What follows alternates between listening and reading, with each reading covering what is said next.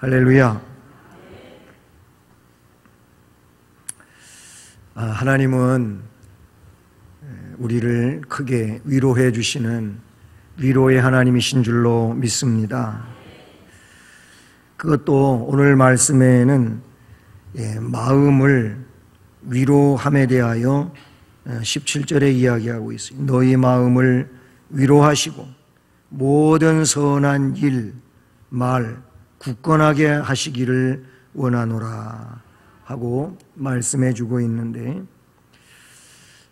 참 세상을 살다가 보면은 마음에 상처를 갖게 되고, 그래서 위로가 필요한 이런 상황에 놓이기도 하고, 그 위로가 없으면 혹은 위로를 받지 못하면 절망하고 또 무너진 이런 삶 속에서 힘들어하고 애통하는 이런 일들도 없지 않아 있지 않습니까? 그래서 또 믿음의 이렇게 신앙으로 함께 사는 이들이 위로를 하죠. 아유, 힘내시라고. 저도 열심히 위해서 기도해 드리겠습니다. 하나님이 함께 하시니까 또 전화위복이 될 수 있겠죠 하고 위로를 하지요. 위로가 되지요. 위로가 되지요.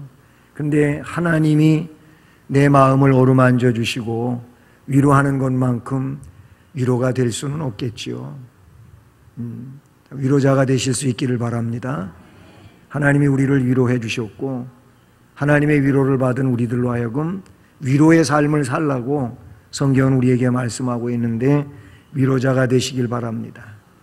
먼저 위로받고자 그러면 응석바지처럼 얘기를 하면은 그걸 좀 받아줘야지.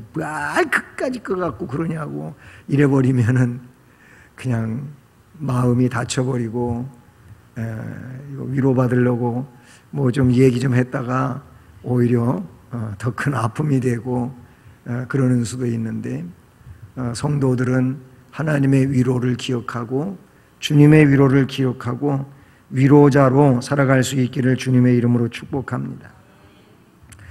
이 본문의 말씀을 보면 데살로니가 교인들을 위해서 바울 사도는 기도하고 있고, 또 그 기도의 내용들이 하나님의 풍성한 위로가 있기를 원하는 그런 내용들을 담고 있다는 것이죠.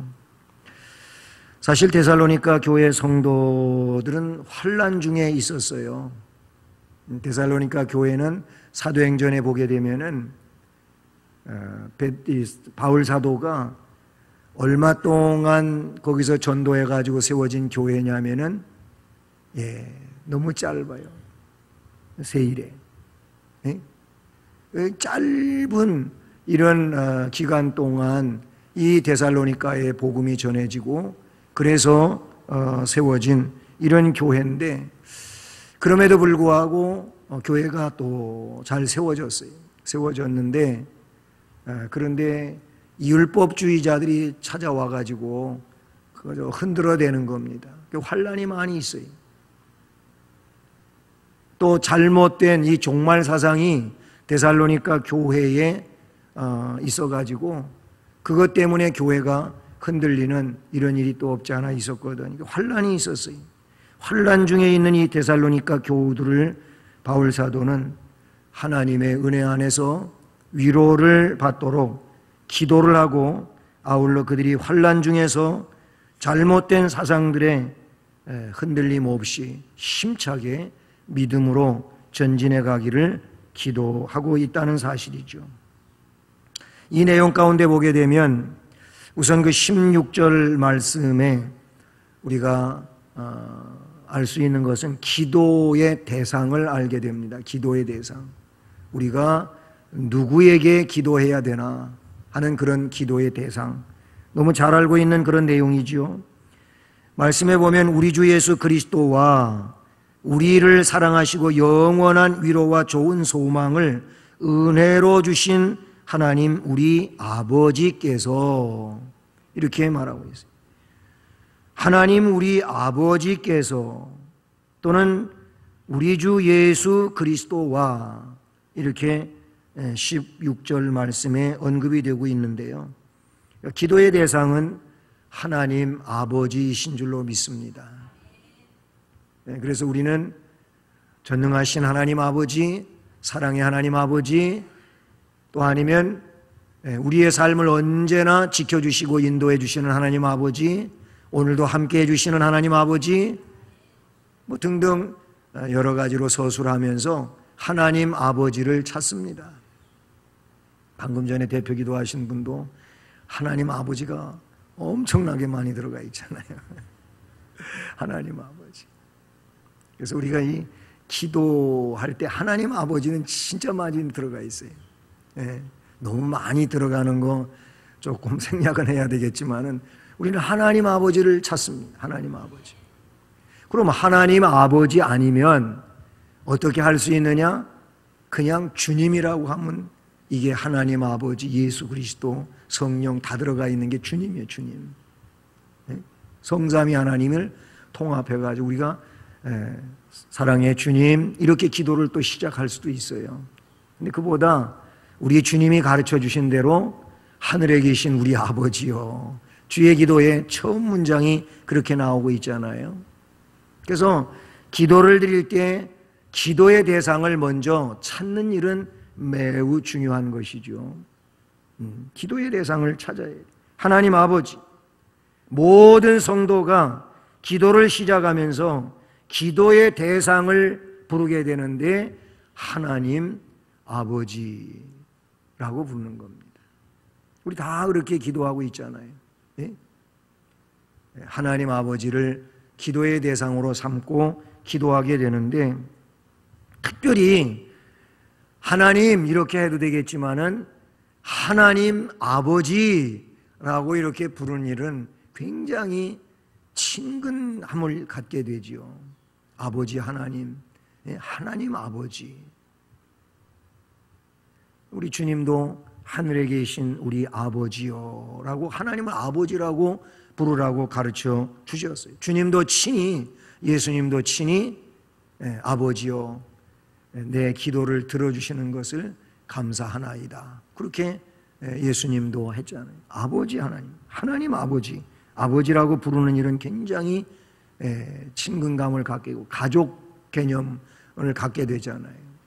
아버지 하나님, 하나님 아버지. 여러분, 우리 남자분들은 그렇게 잘 안 하지만 여자분들은 뭔가 갑작스럽게 깜짝 놀라면 어머, 어머니를 찾더라고요. 그런데 어떤 분들은 반대로 아버지 하고 그러는 사람도 있기는. 그런데 두 분을 다 찾는 분들도 있더라고. 아버지 엄마 엄마 아버지 이렇게 하는 분들도 있어요. 언제도 얼마 전에도 얘기했지만 어떤 조그만 애가, 아니 걔는 울면서 아버지 엄마를 다 찾는 거예요. 난 제가 계속 그렇게 울면서 아버지 엄마, 아버지 엄마, 아버지 엄마, 아버지 엄마 이런 식으로 애가 울면 참 특별하더라고요. 어떻게 엄마만 찾는 게 아니고 둘을 다 찾는 거예요. 우리 하나님 백성들은 하나님 아버지가 우리의 기도를 들으시는 분으로, 그래서 하나님 아버지를 부르고 기도하게 되는 줄로 믿습니다. 아버지 하나님은 자녀의 소원을 들어주시고 그리고 그 간청에 응답을 해주시는, 살아서 역사하시는 영원한 존재로서의 하나님이신 줄로 믿습니다. 왜 하필이면 아버지 하나님, 하나님 아버지라고 그렇게 부르라고 주님이 그러셨을까요? 우리가 가정 안에서도 아버지의 개념은 엄마의 개념하고 좀 다르잖아요. 가정을 이끌어가는 호주예요, 호주. 가정의 주관자가 아버지잖아요. 그리고 자녀에게 있어서 아버지는 어떻게 보면은 나름대로 절대적 존재와도 같은 그런 내용인 거예요. 좀 커가지고 사람이 달라질 뿐이지 조금 했을 때 애들은요, 아버지는 그 애한테 있어서는 절대자예요, 절대자. 우리 집에서도 그랬었어요. 얘가 조그만 때는 아버지는 못 하시는 게 없어 그랬어요. 아버지한테 맡기면 다 되는 거예요. 부서진 장난감, 망가진 거 다 가져오면 내가 다 고쳐줬거든요. 그러니까 아버지한테 오면 해결되는 거예요. 그래서 아버지는 박사님이라 그랬어요. 우리 집에서 그랬어요. 우리 집에서. 근데 조금 크더니 아버지도 못하는 게 있네. 이러더라고. 근데 하나님 아버지는 못하시는 게 없어.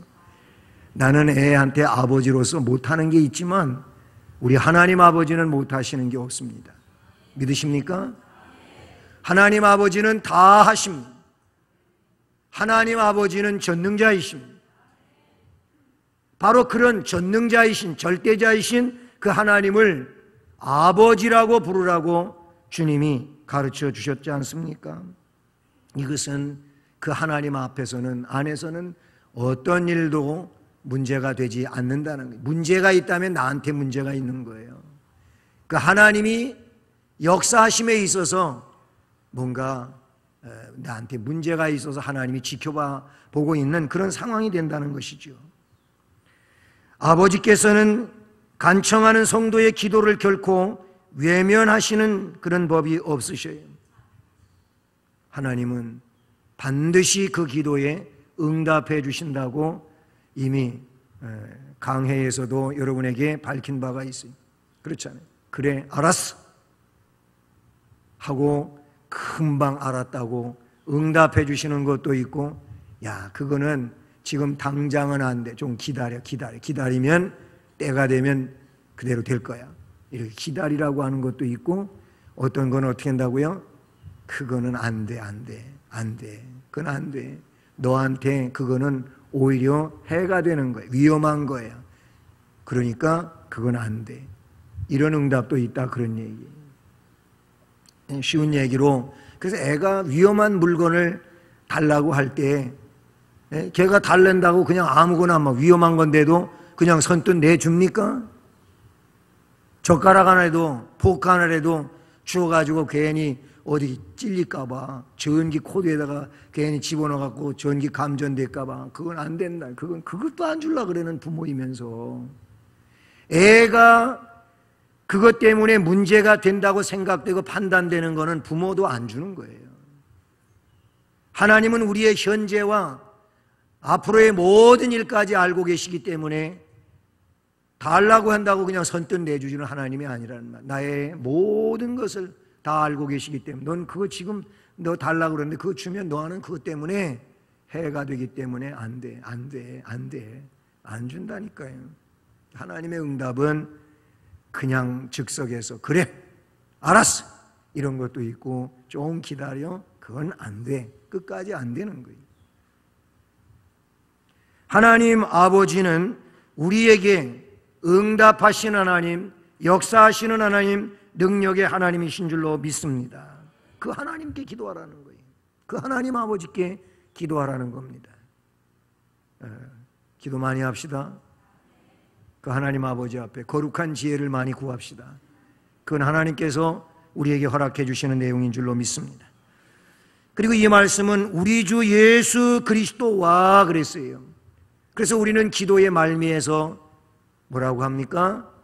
예수 그리스도의 이름으로 기도드립니다. 하나님 아버지께 예수 그리스도의 이름으로 기도하는 거예요. 어떤 서구의 영화 가운데 보면은 기도가 나올 때가 있어요. 기도가. 근데 이 기도를 정석대로 그렇게 안 해놔가지고 예수 그리스도의 이름으로 기도드립니다. 아멘. 이렇게 나오는 문장이 안 나올 때가 있어요. 그냥 기도하고 에이멘. 그리고 끝나버려. 그런 거 여러분 보신 적이 있어요. 잘못된 겁니다. 그렇잖아요. 하나님 아버지께 우리는 유일한 중보자이신 예수 그리스도의 이름으로 기도드려야 되는 줄로 믿습니다. 그래서 이 말씀은 우리 주 예수 그리스도와 우리를 사랑하시고 영원한 위로와 좋은 소망을 은혜로 주신 하나님 우리 아버지께서 그 다음에 17절에 가서 너희 마음을 위로하시고 모든 선한 일과 말에 굳건하게 하시기를 원하노라 그랬습니다. 그 앞에 16절 하나님에 대하여 소개를 하면서 나타내 주신 말씀들을 보면 한마디로 말하면 하나님은, 아버지 하나님은 어떤 분이냐면 좋으신 하나님이에요. 좋으신 하나님. 좋으신 하나님, 좋으신 하나님, 참 좋으신 나의 하나님. 아멘. 좋으신 하나님. 하나님 좋으신 하나님으로 믿어지십니까? 왜 좋으신 하나님으로 믿어지시는데요? 네? 이 말씀에 있는 대로 생각하시면, 여기 말씀해 보니까 우리를 사랑해 주시고 영원한 위로와 좋은 소망을 은혜로 주신 하나님이시니까 하나님이 나를 너무 사랑하시는 거예요. 얼마만큼 사랑하시냐고요? 독생자 예수 그리스도를 내어 주기까지 사랑하신 거예요. 이거 한 가지만 가지고라도 정말 감동, 감격, 감화가 일어나는 거예요. 옛날 말로 이야기하면은 뭐라 그래야 되겠어요? 감사 무지로 소이다. 감개가 무량한 거예요, 이게. 이 말씀에 보니까 우리를 사랑하신대, 영원한 위로를 주신대요, 좋은 소망을 은혜로 주신 하나님이래요. 이런 것들이 예수 그리스도로 말미암아 우리에게 다 베풀어진 줄로 믿습니다. 용기를 이 말씀 속에서 우리가 얻을 수 있기를 바랍니다. 하나님께서 이미 행하신 것을 우리는 생각해 봐야 되는 것입니다. 하나님의 사랑을 우리가 생각할 수 있기를 바랍니다. 하나님의 사랑은 우리가 소유하고 또 소망하는 모든 선함의 샘물과 같은 그런 내용이라고도 볼 수 있는 것이죠. 우리를 선택해 주셨지요. 우리를 때를 맞춰서 불러주셨지요. 저도 그렇고 여러분도 그렇고 우리 모두가 하나님의 적당한 때에 다 선택받은 자로 부름을 받았어요. 다 부름을 받아가지고 우리가 이 자리에 함께하고 있는 줄로 믿습니다. 선택, 부름, 그리고 날마다 말씀 안에서, 기도 안에서 점점 거룩한 사람으로 성화되어 가게 해주시고, 할렐루야. 우리의 구원에 대하여 어떤 때는 책망하시고 어떤 때는 교훈하시고 어떤 때에는 사랑으로 그 모든 것들을 알게 해주시고 그렇게 역사해 주시는 하나님, 이 하나님을 이 말씀에서는 우리를 사랑하시는 하나님이라고 그렇게 말씀해 주고 계십니다. 사랑의 하나님의 사랑의 하나님. 여러분이 자녀를 다 키우셨잖아요. 지금도 어린 자녀를 키우는 그런 마리아들도 있습니다만은 대다수 자녀를 그래도 성장시켰어요.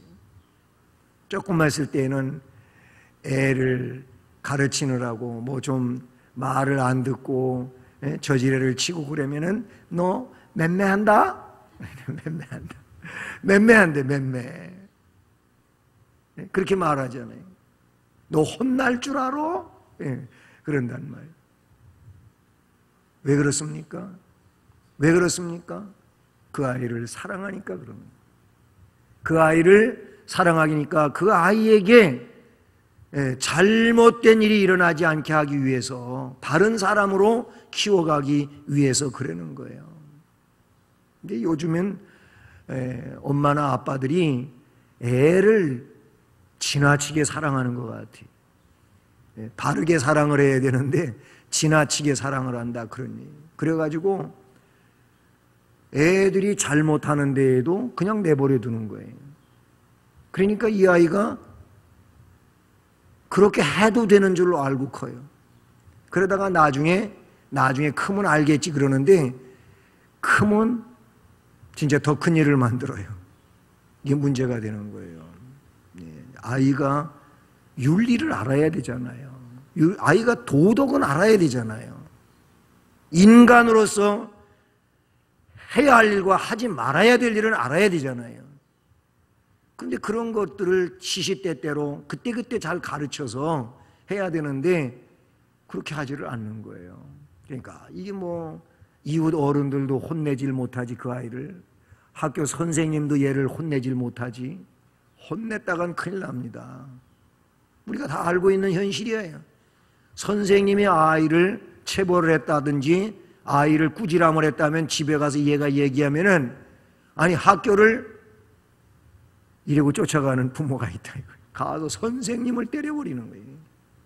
아니 이게 도대체 있을 수 있는 일이에요. 그런 아이들이 어떻게 되겠냐고요. 잘못했으면 선생님한테 맞아야지. 당연히 선생님한테 잘못했으면 꾸지람도 듣고 맞으면서 바른 거를 알고 키워가야 되지 않습니까? 사랑, 정말 하나님 사랑을 우리가 기억하면 시시때때로 하나님이 그걸 깨우치시기도 하시고 그걸 가르치시기도 하시고, 그래서 넘치는 사랑으로 이끌어 가시는 것처럼 우리 부모는 우리의 자녀에 대하여 그런 사랑을 베풀어야 될 줄로 믿습니다. 어쨌든 하나님은 좋으신 하나님, 우리를 너무너무 사랑하시는 하나님이셔서 그 사랑 안에서 바르게 살아갈 수 있도록 역사해 주시는 줄로 믿습니다. 그런가 하면 왜 좋으신 하나님이냐면 영원한 위로를 우리에게 주셨기 때문이라고 말씀하고 있어요. 영원한 위로, 영원한 위로. 일시적인 위로가 아니란 말이에요. 사람이 위로하는 것은 일시적 위로가 될 수밖에 없지요. 그렇지 않습니까? 그것이 끝까지 가는 위로가 될 수는 없는 거예요. 하나님은 그러나 우리에게 영원한 위로를 주시는 하나님이신 줄로 믿습니다. 이 위로 때문에 목숨 다하는 날까지 절망하지 아니하고 낙심하지 아니하고 하나님을 사랑하고 믿음을 지키면서 거룩한 길을 가는 성도가 되는 줄로 믿습니다. 그러므로 우리 성도들은 우리와 함께 해주시고 영원토록 위로해 주시는 이 하나님의 위로하심 속에서 능력의 심령들로 세워져야 되는 줄로 믿습니다. 그래서 위로가 필요하면은 하나님 앞에 엎드리면 되는 거예요. 하나님, 저 정말 힘들어요. 하나님, 저 너무 마음에 허전함이 있어요. 아니면 하나님, 저 너무 아파요. 하고 하나님, 저에게 소망을 주세요. 저에게 하나님의 그 능력의 손길로 어루만져 주심으로 함께 해주세요. 하나님이 위로해 주시면 문제가 되지 않겠습니다. 우리가 그렇게 할 수 있어야 됩니다. 하나님은 영원한 위로의 하나님이라 그런 얘기인 겁니다. 그리고 좋은 소망을 은혜로 주신다고 이 말씀에 주고 있는 겁니다. 좋은 소망. 좋은 소망은 참된 소망이고, 좋은 소망은 영원한 소망이고, 이 소망은 하나님 나라에 대한 소망이 되는 줄로 믿습니다. 성도들은 이 좋은 소망 때문에 환난이 많은 이 세상 가운데에서도 이겨낼 수 있는 줄로 믿습니다. 하나님 소망 때문에. 이 몸의 소망 무언가 찬송가에 나오잖아요. 이 몸의 소망이 뭐냐면 하나님 주시는 하늘의 소망이 진정한 우리의 소망이 되는 줄로 믿습니다. 소망은 하나님의 사랑도, 하나님의 약속도, 그리고 하나님의 능력과 신실하심에 대해서 가질 수 있는 그런 내용인 줄로 믿습니다. 바울 사도는 이 데살로니가 교회 성도들에게 전능하신 하나님 아버지께 예수 그리스도의 이름으로 기도를 드리는데, 그 하나님은 곧 누구냐? 좋으신 하나님이다. 이런 얘기. 그럼 뭔 기도를 했느냐? 말씀의 17절을 보게 되면 너희 마음을 위로하시고, 앞에 위로에 대한 이야기가, 영원한 위로에 대한 이야기가 나왔었습니다마는 이 하나님 앞에 예수 이름으로 기도를 드리는데 너희 마음을 위로하시고 그랬어요. 마음이 무너지면 모든 것이 무너지는 겁니다. 우리는 마음이 언제나 더 담대한 이런 마음이 되어야 되고 능력의 마음이 되어야 할 줄로 믿습니다. 몸은 힘들어도 마음이 힘들지 않으면 그거를 감당해낼 수가 있잖아요. 그런데 마음이 지쳐버리고 마음이 힘들어져 버리면, 우리가 신앙적 내용 안에서 우리의 영혼이 다운돼 버리면 이게 문제가 된단 말이에요. 우리의 영이 강하면 육체의 어려움, 환난의 문제, 이런 것들 이겨낼 수 있는 줄로 믿습니다. 잠언에서는 그래서 이 마음의 중요성을 이야기하고 있어요. 어떤 것보다도 너희 마음을 먼저 지켜라. 여기에서 생명이 난다. 그렇게 말씀하고 있지 않습니까? 이 마음을 지키는. 근데 이 마음을 위로해 주시는 하나님에 대하여 이 말씀은 말씀해 주고 있지 않습니까? 너희 마음을 위로하시기를 원한다. 사랑하는 성도 여러분, 전능하신 하나님께서, 진정한 위로자이며 영원한 위로자인 그 하나님께서 아파하고 있는, 마음에 힘든 어려움을 갖고 있는 여러분들의 마음을 위로해 주시기를 주님의 이름으로 축복합니다. 그래요. 사랑의 하나님께서 예수 그리스도 안에 있는 이 데살로니가 교인들에게 위로의 하나님이심을 깨우쳐 주시면서 환난과 역경 가운데서도 참 기쁨을 누리며 행복한 삶을 가질 수 있도록 너희의 마음을 그 하나님께서 위로해 주시기를 원한다고 말씀해 주고 있습니다. 진정 또 한 주간의 삶을 살아갈 때 여러분을 하나님께서 크게 위로하시는 위로가 함께하기를 주님의 이름으로 축복합니다. 그리고 마지막 또 한 가지는 뭐냐면 모든 선한 일 그리고 말에 굳건하게 하시기를 원하노라 그랬어요. 모든 선한 일에도 모든 말에도 굳건하게 해주시기를 원하노라 그랬거든요. 그렇죠. 우리가 모든 삶의 일 속에서 우리의 삶을 살아가는 거 아니겠습니까?